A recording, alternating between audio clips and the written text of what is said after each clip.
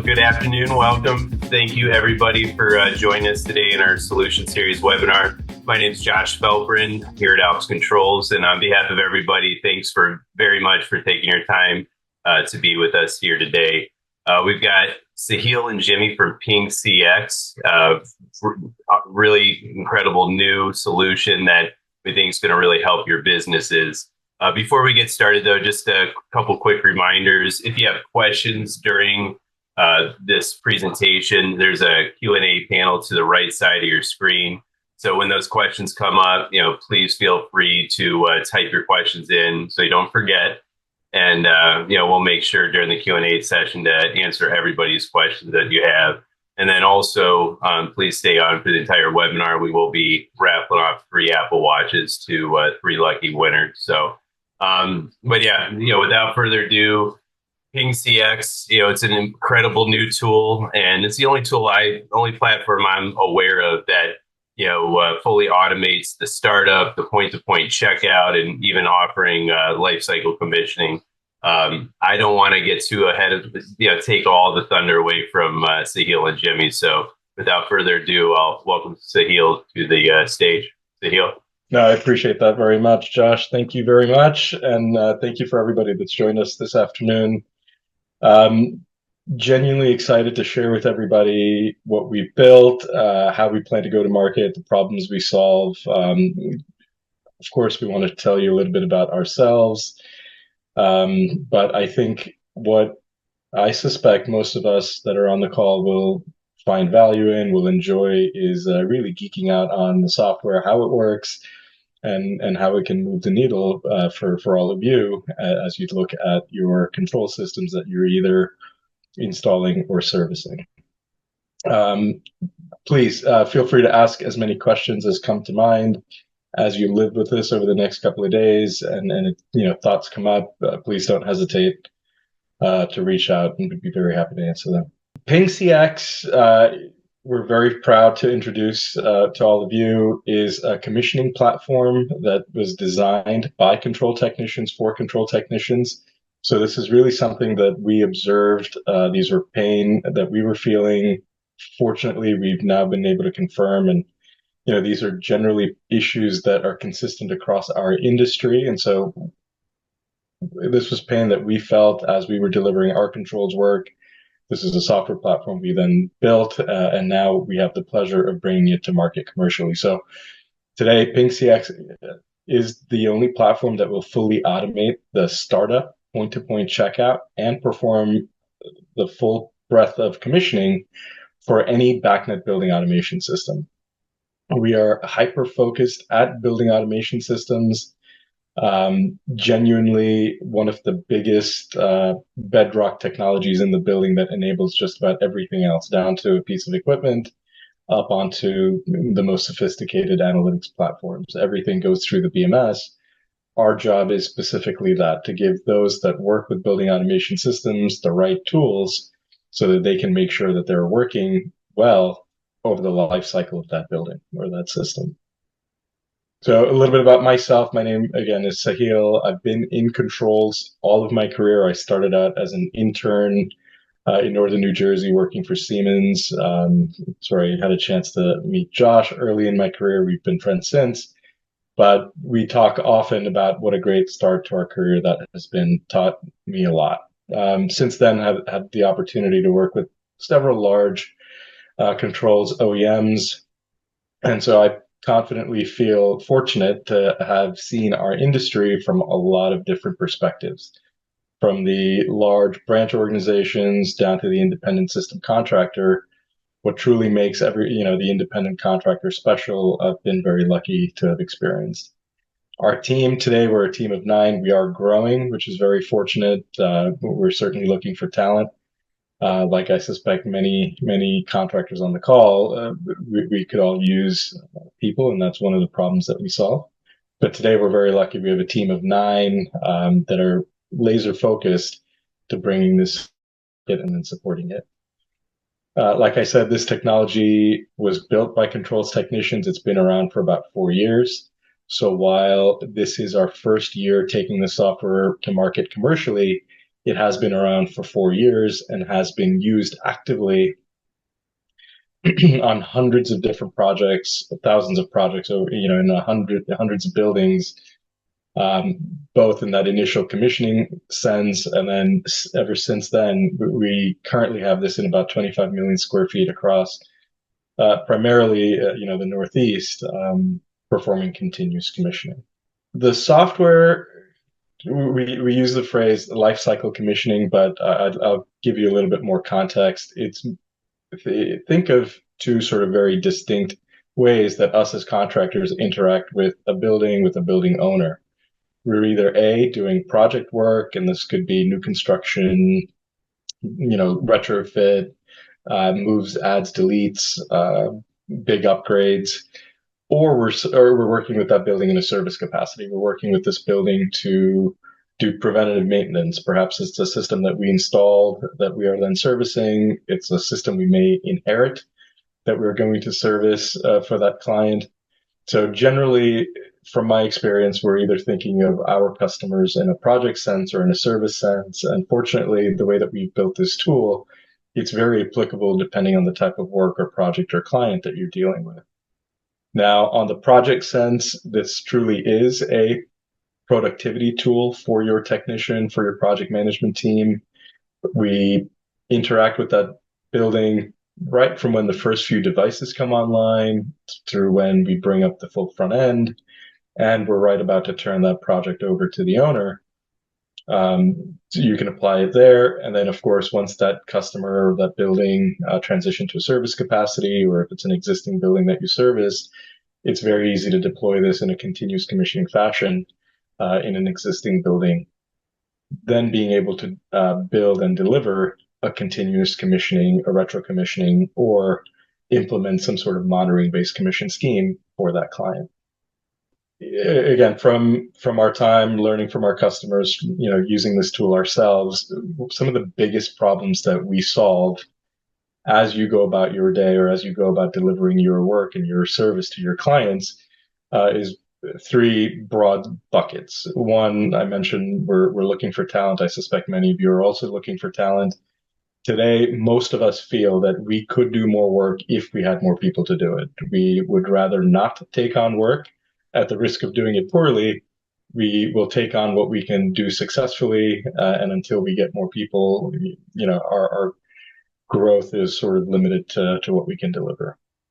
Today, that is arguably one of the biggest impacts that we have, is by automating a lot of what is repetitive and mundane, a lot of tasks that we tend to have to be on site to do. Perhaps some of it we can do remotely, but generally what is a very manual process, today we were able to automate it by use of this technology. Two, we all know this ever so well, there tends to be a lot of friction as we're coming off that job. Again, I don't need to teach everyone on the call, you know this better than I do, but we're typically the last few people to leave a job. So one, we're up against a deadline, occupancies planned to be soon. The commissioning providers have their job to do. It's our job to support them. And generally just the dynamic of coming onto a job late, having to leave it on time, working with different trades, coordinating with different trades, that friction tends to be very taxing. From our perspective, when we do an automated commissioning process very thoroughly, we then get to provide a very detailed audit or a track record or documentation to support the good work that we have done. And I think that's another area where we've provided a lot of value to our clients, is reducing that friction between us and the various trades, giving good documentation to the various stakeholders. That's a great value that this provides. One unintended benefit is being able to defend our work, defend against warranty calls or warranty callbacks. That, A, we left a job site in a certain condition. Here's documentation to prove that we've left that site at a specific state. If things deviate after we've walked off the job, at least now there's good documentation.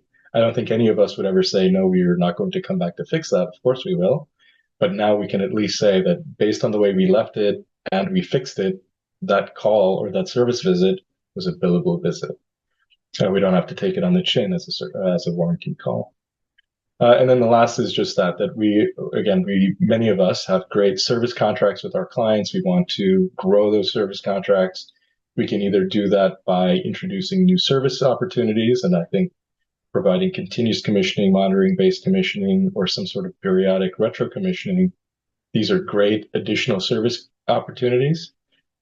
But also, if we can automate a lot of our service delivery by using technology, that would be a great value add, not just to our bottom line, but the thoroughness and the quality of that work benefits the owner. So, three big problems that we solve. Some quick highlights as you're sort of thinking about deploying technology within a building automation system. Of course, each of the OEMs have their own unique productivity tools, which are all great, but an end-to-end suite or solution that touches every point in that BMS could be pretty valuable. So for us, just some quick highlights. These are frequently, these are topics I'm sure you're all thinking about. One, we claim, and successfully so far, that we work with any BACnet building automation system. There's a variety of ways that we can communicate with that BACnet system. We've got some pretty great intellectual property in our tool that will digest the system, the points. So we're not necessarily limited to any specific naming convention. Of course, if there is one that's helpful, but we're not limited by naming convention. Of course, if you operate in the Niagara world, that's just that much easier, but that's not a prerequisite. Two, yes, the solution is a cloud-based solution. However, given your client, given the end user, their cybersecurity posture, requirements, what we have found is that we can very successfully work in an arrangement or a variety of IT requirements. Very soon here, we'll be SOC 2 certified, which is a great, it's not fair to call it a check the box exercise, but it is a core requirement of many IT departments. So we should have that here very shortly. But working within a variety of secure environments, we've been able to successfully do that. And then, of course, if this needed to be an entirely on-prem solution, we can certainly facilitate that. Two, it is based on Microsoft Azure. So we have found that just the robustness of that cloud infrastructure meet or exceeds much of the cybersecurity requirement that many of our clients have. Another benefit of being hosted in Azure, we're highly scalable. So again, you know this better than I do, but it's very rare that we have one technician work on one project at a time, right? It's very likely the case where we have several of our team members working on one large project. That technician will also have a few other projects that they're working on simultaneously. And what I'm proud of is what we've built is a tool that's incredibly scalable. So one, you can have several technicians working on one project. And of course, there's some best practices or some hygiene around how we do that. But generally, one, the amount of data we're taking out of the BMS is very limited or little. So we're not going to overly tax the BMS on site. And given the nature of commissioning or testing, we can just as easily have several technicians work on one project, have one technician work on several projects. We have not yet found an upper limit exercising this tool, which is very exciting. To the test or your commissioning process, of course, we want to validate our points. We want to validate our sequences of operation. We want to perform functional testing. Whatever testing scenario or whatever you would like to validate in that system, you're certainly welcome to create those tests on your own. You can do that by using a wizard, which Jimmy will show you very quickly, or you can use a library of pre-written tests. And so far, we've got a little over 300 different tests that we have written. And then each of us on the call will do our projects a certain way. We'd be very happy to write you custom tests that are specific to your organization or the types of projects that you do. And then lastly, the sort of primary reason why we do a lot of this is we want solid reporting. Another area where I'm very proud that we've got a variety of different reporting capability to satisfy the needs of an owner, a commissioning provider, or our obligations in the construction process. One neat feature that I'll again let Jimmy show you, very exciting, is that not only do we very thoroughly and accurately describe the testing process and the outcome of that testing, but we back it up with a screen capture of that whole process. So in essence, and I'll let Jimmy sort of dive very deep into the detail here, but I'll give you a very sneak preview. Generally, the platform, you initiate a project within your environment. Your environment is yours. It's not shared with anybody else. And you can sort of segregate based on the different users in your company's profile. You upload your database, again, a variety of databases. In this instance, we're talking about an Agra file. So you upload your database. We digest that. We understand all of the different points on the BMS. We facilitate that remote connection to our cloud. We select and execute our tests, and then we turn around and deliver that reporting.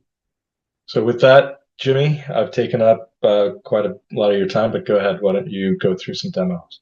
Hello, I'm Jimmy. I'm going to give you a quick overview of PingCx, show you how easy it is to navigate and use and leverage for your organization. So right here, I'm logged into PingCx. The layout is like most typical portals. We have your navigation menu left-hand side and the main screen on the right. PingCx is a multi-tenant application, so everything, all the data is stored in the cloud. It's isolated, secure using Microsoft Azure technology. So in terms of the entities, first we have what we call the clients, right? Basically, this represents your customers, the people that you're servicing. Underneath that are the sites, the physical job locations for those clients. Projects obviously represents projects, so whether that's a new construction, renovation, commissioning, retro commissioning, continuous commissioning, whatever that scope is. And ultimately strategies, which represents the collection of feature files and test scenarios that you would run against your BMS system. So on the main client screen here, just show some basic information for the client, as well as some statistics, which is basically kind of a roll up of all the test runs that were completed for all the sites underneath that client. You can navigate to the site using the site list or kind of this map view. On the site level, similar screen, with the exception that the roll-up is now kind of for the projects, for that given site. On this level is also kind of where you define the interface. The interface basically acts as the communication layer between PingCx and your BMS backend system. So we support various front-end devices, whether it's an Aspect, a Jace, Honeywell Webs, or standard BACnet router. You basically configure it by giving it the router's IP address and port. You also have the ability to provide the screenshots, the credentials, so that we can do screenshots, which I'll demonstrate later on. And lastly, the mapping file. You essentially would upload the map config DB from an Aspect or the config.bog file from a Jace. And what we do is that we take those database files, we parse them, and then create a points list that ultimately PingCx uses to communicate with the system. On this level is also kind of where you specify the agent. The agent is essentially kind of the core engine that runs the actual test scenarios. So we support various models, the first being the cloud agent, where there's no installation needed on-prem. The requirement is that obviously your BMS system would need to be accessible through the internet or through some kind of VPN connection. The second model is the on-prem agent, where the agent is installed on a workstation or some kind of appliance that has access to the BMS network, as well as access to the internet. And the last model is what we call kind of disconnected mode, where the agent is installed on a technician's laptop. In those cases, we recognize that not all BMS networks have access to the internet. So in that case, the technician would initiate a job on the laptop while connected to the internet, whether it's in the office or via hotspot or whatever. Once the artifacts are downloaded onto the laptop, when the technician connects to the BMS network, it will resume, run through all the test scenarios, package up the results, load that back onto to the agent, and then when the technician is reconnected back to the internet, then those artifacts and reports, statistics will get uploaded back to the PingCx portal. Right, so I'm going to navigate to the project and ultimately to one of the strategies. So on this screen, it basically kind of shows you a historical view of all the strategy runs that were completed for this project. But in order to run a job, you first need to set up the feature files, right? As mentioned before, the feature files are the collection of these test scenarios that you would write that you're going to run against your BMS system. So in this particular example, there's a feature file, created for each kind of type of unit. We have one that's for the AC unit, one for the plant, and some for the VAV boxes to cool and reheat. Once those feature files are created or uploaded, you can schedule a job by using the scheduler. You have the ability to kind of select, which feature files that you want to be included in that particular run. You also have the ability to kind of select which tag filters you want. The tag filters are on each test scenario. So you'll see here, so early on in the startup commissioning process, you may only want to be kind of running your point-to-point checks, right? Which kind of deals with just checking, that your IO is reading properly for your sensors, and then kind of move on to your more functional and sequence testing. You also have the ability to kind of select, which units you want to be included. So again, early on, you may only have a few VAV boxes, so you can start running those tests against those. And then as more units are brought online, you can run the full set or just the new ones that you haven't run it against. You also have the ability to kind of schedule a job immediately, or to kind of schedule the job to run, off hours in the evening, sometime in the future. Once that job is scheduled and completed, you'll see an entry in the historical view here. So in this particular example, there was a job was run using the plant feature file with the tag filters for point-to-point. So let's take a look at the results. So this is the detailed report that gets generated for that test run. So again, for this particular example, we're doing just a simple point-to-point check against all the points on the dry cooler plant. So the left-hand side here are the steps. These are essentially the steps that you would write for your test scenarios. So this one says, given no preconditions, then the CAC 1-1 room auxiliary zone temperature should be between 40 degrees and 95 degrees. So what happens is that when PingCx gets that test scenario, runs it through the engine, and it goes out and it's reading, the value from the controller for that sensor. So here it's getting a value of 64.92, and it's checking that it should be between 40 degrees and 95 degrees. In this case, obviously, these are just kind of arbitrary values that we'll put here that kind of, specify a normal range, for that type of sensor. In comparison, you see one that failed. So in this case, we're looking at the dry cooler supply water temperature, again, checking that it's between 40 degrees and 95 degrees. You'll see on the trace side, it's going out, it's reading that temperature, and it's getting a value of a negative 1,000, right? So it's not between 40 to 95 degrees. In this case, it fails. One of the other outputs that we do support is more of a kind of a punch list style report, which is basically just kind of a dump of the same results, but kind of in a more concise way. Allows you to kind of just filter on the failures.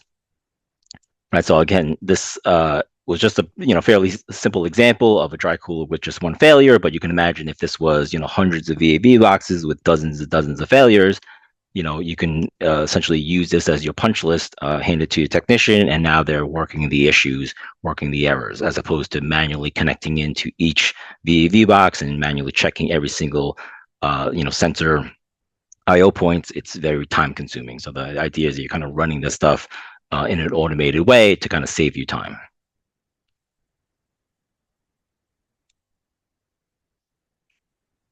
Okay, so the next report, let's take a look at. So the next instance here, we have, excuse me, the full test runs labeled as. It's including the feature files for the plant, as well as the VAV boxes, as well as kind of all the tag filters that are listed here. So let's take a look at the details here.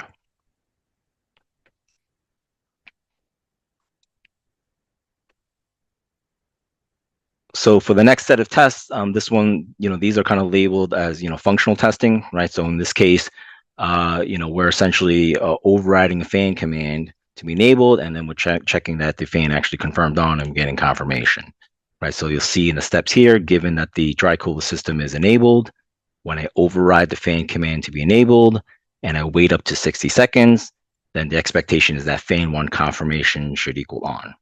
You'll see on the trace it's going out. It's reading the values for those points. Doing a BACnet override on that fan command. So in the current state, it's currently disabled. We're doing that BACnet override on it to be enabled, waiting up to 60 seconds, and then we're going out and reading that confirmation. Right. In this case, we're saying that it should be equal on, and it is, and that's why that step passes. As mentioned before, we do have the ability to go out and take a screen capture of the graphics from the BMS system.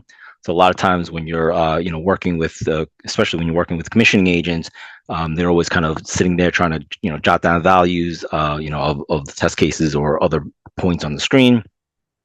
So we have the ability to kind of go out and just capture that screenshot of the graphic screen, right? So that also kind of provides documentation as well as kind of validate that the points on the graphic screen matches what was changed on the controller itself. So in this particular test example, again, we were enabling the fan command and then checking the confirmation.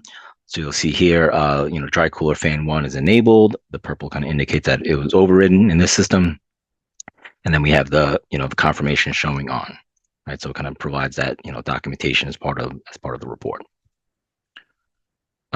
So to continue on with this test scenario, after we kind of confirm that it's on, we kind of do the reverse. So now we're overriding that fan command to be disabled, waiting up to 60 seconds, and then just confirming that we actually lose confirmation.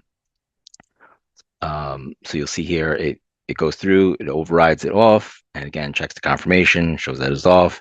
And then again, at the end, we take a screen capture to validate that as well. And then lastly, you'll see here at the end of that scenario, there's a label here that says restore points. So as PingCx is kind of running through these test scenarios, it's keeping track of any changes that it's making. So whether it's a set point change, an override, it's tracking all that. So then at the end of the scope, whether it's the scenario or on the feature level, it's putting the values back to what it started off with, right? Putting the system back to. So this way, one kind of eliminates that user error when you're doing this manually. Sometimes you forget to jot down the set point that was already there, or if you're overriding a bunch of valves open, sometimes there's a mistake. You leave one in overridden state. Now when you leave the site, it's not running in a normal state, right? So with PingCx, we track all that, and then we put everything back to where it started with. Okay, so the last example I just kind of want to quickly go through is this VAV box. So for VAV 1-10, we have this test scenario called check flow max. On the left-hand side here, you'll see the steps. So given no preconditions, when I override the 1-10 box mode to max flow rate, and I wait up to 180 seconds, then the measured flow should be within 15% of VAV 1-10 max flow set point. Right, and if we compare that with the VAV1 example, you'll see that it's the same scenario, check flow max, but in this case, the point on VAV 1-1 is labeled as group 0 tab code, and also primary airflow CV and the tab primary airflow effective max set point. Right, so you'll notice that in both cases, it's the same test scenario, but pointing to different points, even different names on the various controllers. So I'm going to go and show you how that's done. So I'm going to open up the feature file for the VAV box.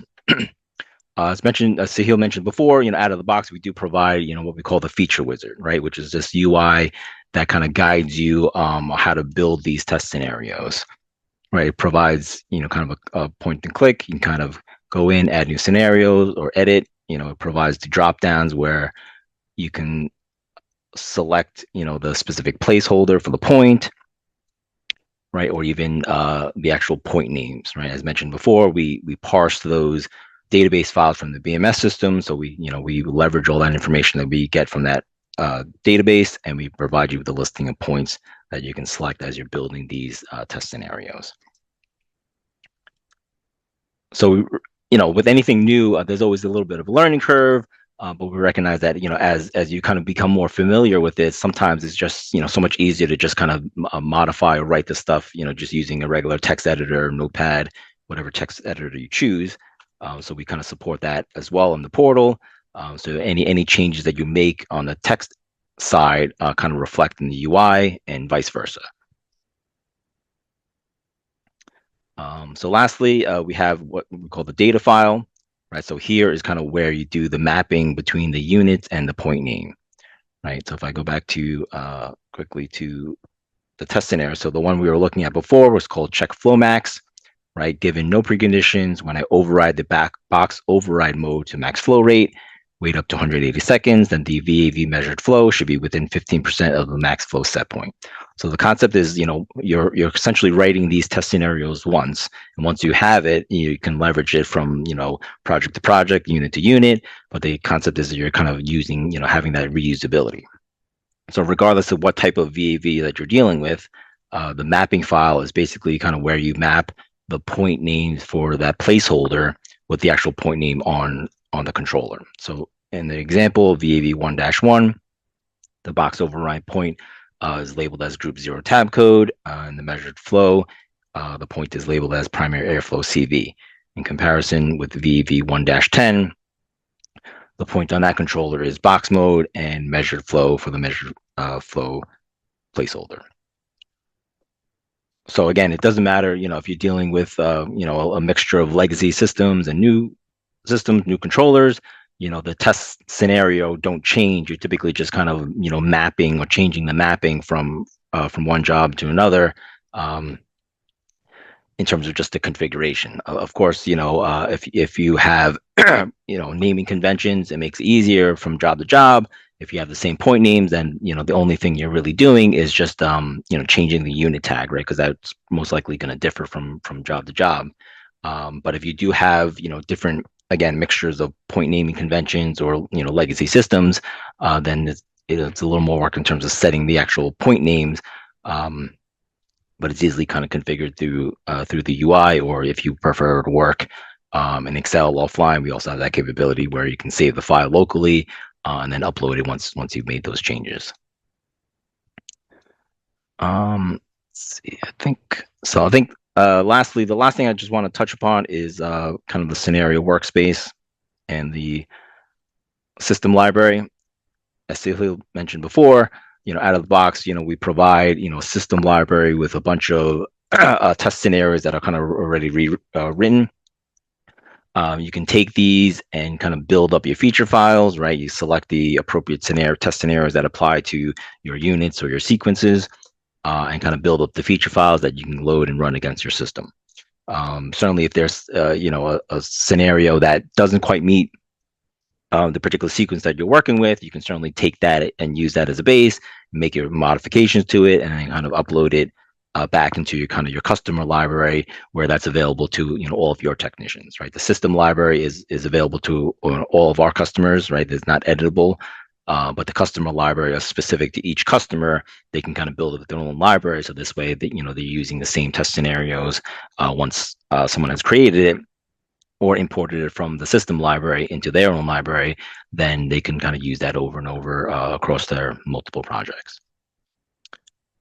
I think that kind of covers what I wanted to go through. So I'll turn it back to you, Saheel. The intent here, again, wanted to keep this as easy as possible. So for the low price, $599 per user per month, that technician, PM can do as many projects as they can feasibly accomplish in a given time. We don't really care how big those systems are or whatever. The intent here is to keep it as simple as possible and alleviate any sort of we don't need your technician to come ask for approval to buy something every 5 minutes. So on that end, it's priced very simple. When you take that project, convert them into a continuous commissioning or an ongoing commissioning basis, that is the only time that sort of a reoccurring per point fee would apply. let's assume it's a really large building. There's 7,000, 5,000, 10,000 points. That's $7,000, $5,000, or $10,000 per year to provide continuous commissioning. Again, if you compare, it's incredibly cost efficient for the thoroughness and the value that it'll deliver.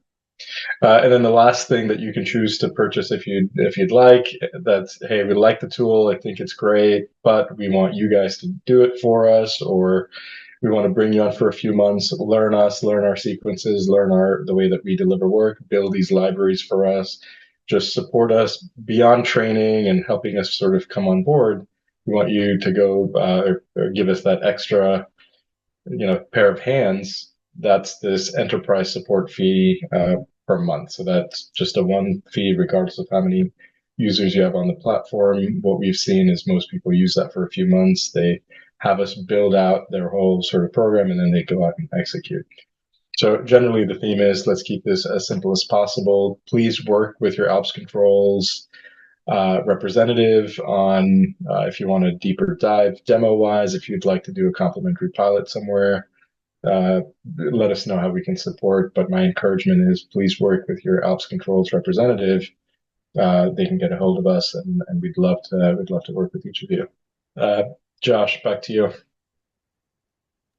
That's awesome. Yeah, no, seeing is believing. So yeah, offering a free pilot, I think, getting the tool into the technician's hands and seeing the tool actually work was a great next step. So Jimmy, if you want to come back on, I believe Alan's got some questions already, and fire away when you're ready, Alan.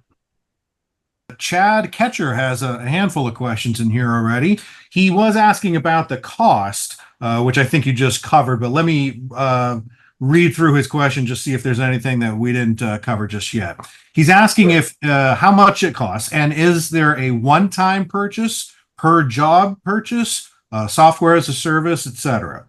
Can our technicians deploy the software from A to Z, or will we need to pay your company to set it up or build the rules, etc.?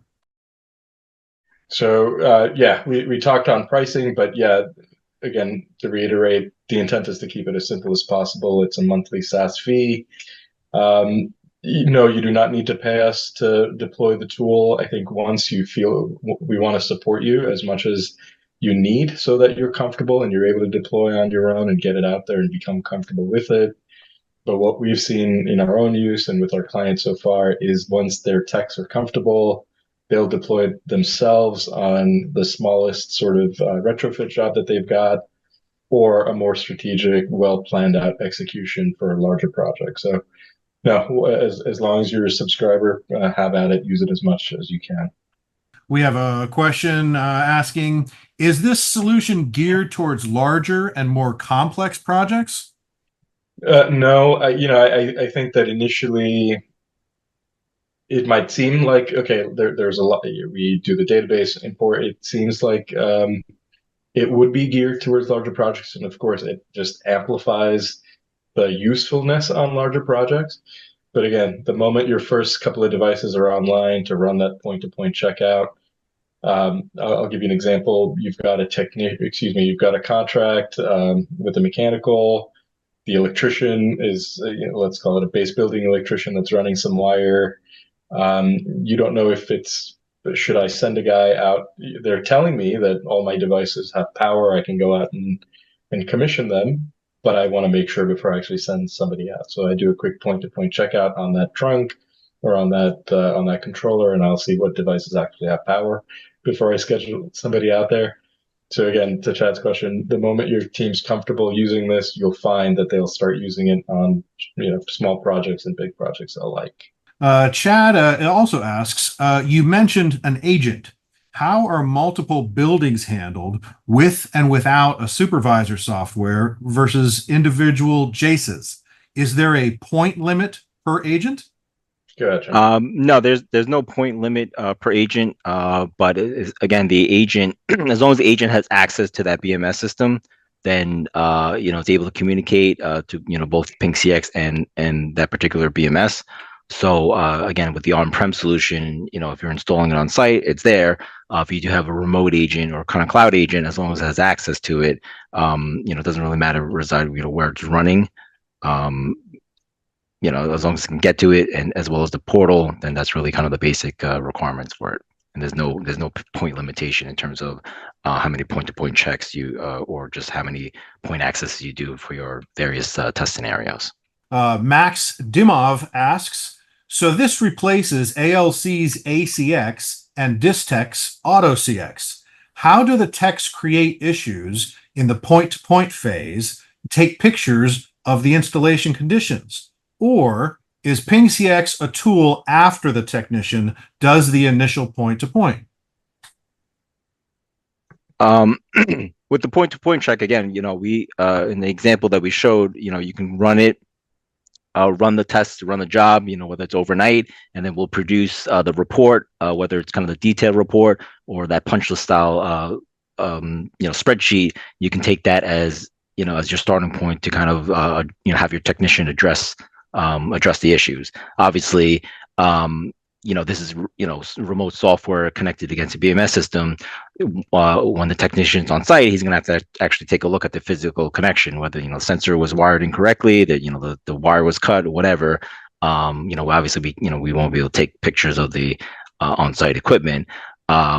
But we do actually have a module that we're working on that's kind of called the work order, where you can kind of where you kind of spin off or create a ticket for each one of those failed cases, in which you can set whatever the status is. In that case, you can kind of upload any physical picture or whatever images back into PingCx, and now that becomes kind of the work order for that issue, for that failure. Okay, Max has a few more questions here. Is the agent a software installable file on a web sup host? The agent is, software. It's basically essentially using Microsoft's, DevOps agent technology. So it's their, they're kind of their standard installation for the agent. When it runs, it kind of downloads the artifacts from PingCx, with the various test cases, and that's ultimately what's run by the engine. I believe the agent could be installed on, whether it's a Windows PC or Linux. I don't think it's kind of platform agnostic in that case. In the demo, you used a config.bog as the single file for getting the point data. But what about an ALC system? Do you upload the entire database? With ALC, I don't know if we've dealt with an ALC system, but from the perspective of Niagara, sometimes you have a supervisor that has a bog file and multiple JSONs on site. So in terms of the interfaces, we do support that you can kind of upload multiple config.bog files, as well as even on the aspect side, multiple map config.dbs. You'll process through all of them and kind of generate one giant points list. David Martin would like to know, are you able to create your own punch list items outside of the CX routines? Yeah, I mean, certainly you could, if you have the initial punch list report that gets generated by the system, you can certainly add to that list. I'm not really sure if that answers the question. I mean, it seems like, you're asking that if you're kind of manually doing certain checks, you would be adding the report back to the portal. Yeah, in that instance, Jimmy, perhaps we could also just manually create a work order, right? So if you want to use a way to track activities on site, I think you're right. The punch list is sort of generated. Once the Excel's there, you certainly can add. But I think in that instance, or in that example, if I'm understanding it correctly, to create a good one list of documentation for things that I want to do on site, then actually get them done and show that I did them, the work order tool would be very good for that. Shannon Cochran would like to know, how about Delta controls? Yeah, so Jimmy, feel free to elaborate, but generally BACnet devices, if they're discoverable and how we discover them, if you want to elaborate, Jimmy, a little bit more on that. Why don't I stop talking? Jimmy, why don't you go ahead? I guess in that case, I mean, we essentially can interact with any kind of BACnet system. So if there is, the whether it has the database from the native BMS, or we can kind of just do a BACnet discovery to discover the points. That's certainly another method. With that device points mapping spreadsheet, again, we process the database and we create that points mapping, but you can also either manually kind of create that or add additional points to that if needed. We have another question from Chad Ketcher. He's asking, is this designed mainly for initial commissioning and ongoing commissioning for the contractor, or is it also intended for use by the end user? No, very valid question. The end there have been several end users that have expressed interest, but our genuine sort of initial interest, and I think where we're very focused on, is a tool for the service provider community. So that's our contractors. So to that, yeah, initial commissioning was where this was sort of first conceived and first applicable. We've since built lots of modules and functionality that does a very thorough job at doing continuous commissioning. But to that end, it was always built as a tool for service providers to then do work in their building. Okay, here's the kind of question I would probably ask. How hard is it to learn? I mean, it obviously everyone has their different skill level, but we find that once you kind of start doing it, it makes pretty much sense. I mean, you're essentially, if you think about it, you're kind of writing the same steps that you would normally do kind of manually, right? You're going in and you're changing a set point, right? You're overriding something open close. Anything that you're kind of doing manually, you're just really just converting it to one of these steps that you're kind of doing it in an automated fashion. Okay, we have someone who'd like to know, can two people work on the same project? How do you handle backups? Yeah, so I mean, multiple users can connect to the portal. In terms of backup, like if they're modifying the same project, the same file, we do keep kind of backups as they're making changes to it, that you can kind of revert back if one person happened to delete something or overlay someone else's work. But we definitely support multiple users working on the same project, files, strategies, etc. Okay, Shannon Cochran has another question. Would like to see what is all actually involved in setting this up and see if it is worth it for our processes. What is there in the way of a demo that we can try before we buy? Yeah, certainly welcome the opportunity, Josh. We'll coordinate through your team, but generally we'll do a deeper dive. We can show you, or if you bring a project to us, we'll understand that project and sort of we can lay out for you the step-by-step of what it takes to bring online. We've built a document. Again, we constantly update, but we have a document. It's an onboarding guide, 2 pages, just sort of, we need X, Y, Z to get started. Pretty straightforward. Yeah. And Shannon, we will be reaching out to everybody to see if you'd like to set up a demo and one-on-one meeting with your team. So yeah, be expecting our call. We will be reaching out. Okay, we have a question from David Liestema, who wants to know, for continuous commissioning, are there different reporting options, equipment versus building level, and technician details versus high-level facility management? Yeah, so that's a great question. The answer is yes and yes, kind of. Today, the reporting is very robust, lots of detail, summary view. Where we are spending a lot of our development time on is, one, I want you to be able to put your logos on these reports, pick and select, how you customize these. So that will come here very quickly, but that doesn't exist today. So that'll come shortly on customizing a lot of that summary view. But that being said, yeah, there's lots of customizability based on equipment level. You can be very granular on a specific portion of the building. You can then look out and look at your whole sort of activity within that building. You can do that certainly over time. Another area, especially for continuous commissioning, we're all very motivated to show the improvements we've made in that building over time. So what we do is we do quality scores down to the equipment level, up to the building level, that then says the overall health of that system or that building is X. And over the course of my service agreement, by running this tool, identifying the issues and then resolving them, I have either kept it at that high score or I've improved that score. So all of that functionality, much of what I've talked about exists. Some of what I've talked about will be here very soon within the next couple of months. But yeah, that is one of our biggest sort of value adds in continuous commissioning, is the ability to prove the work that we do in these buildings every day. Okay, we've got a couple more questions sitting in here. Is there a way to fully export the data from the system?